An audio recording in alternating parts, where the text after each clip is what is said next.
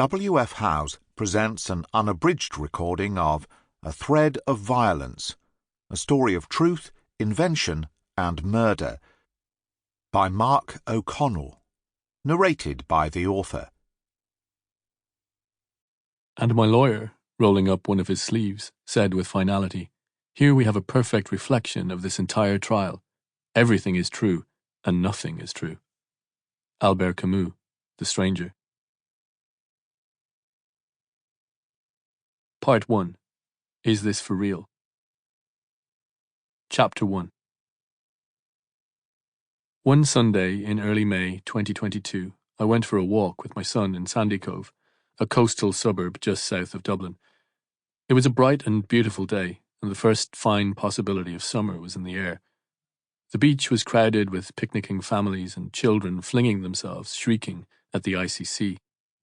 We made our way up the hill past the bathing area at the 40-foot, and when we came to the squat Martello Tower in which James Joyce set the opening chapter of Ulysses, we paused for a moment. As I dutifully informed my son of the building's significance, and as he dutifully listened, my gaze drifted along the coastline and came to rest on a cluster of 3-story apartment buildings on the very edge of the rocks above the bay. I knew this apartment complex well, though I had not been there since childhood. I pointed the place out to my son and told him that my grandparents had lived there when I was a child and that I remembered it very vividly. I remembered in particular, I told him, the view of the bay from the kitchen window and my grandfather's insistence that on an especially fine day you could see clear across the Irish Sea to Wales. I was, I said, fascinated by this prospect of seeing Britain from the kitchen window. Whenever I visited them, I would always head for the binoculars that hung from a hook on the wall, and I would peer east across the water. But, Ireland being what it was, the view was never clear enough. I told my son that I wanted to show him the place, and so we walked a further 10 minutes or so, past the fine Victorian terraced houses between Sandycove and Dalkey, until we reached the sea again at Bullock Harbour.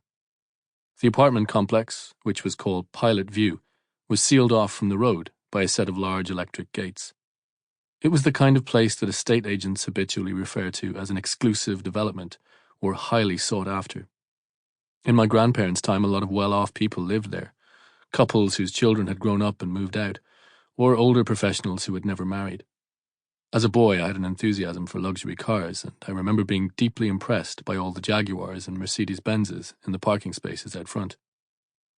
Standing outside the entrance to the car park, I pointed out to my son the door to my grandparents' building. Like most children of his age, he liked... Sample complete. Ready to continue?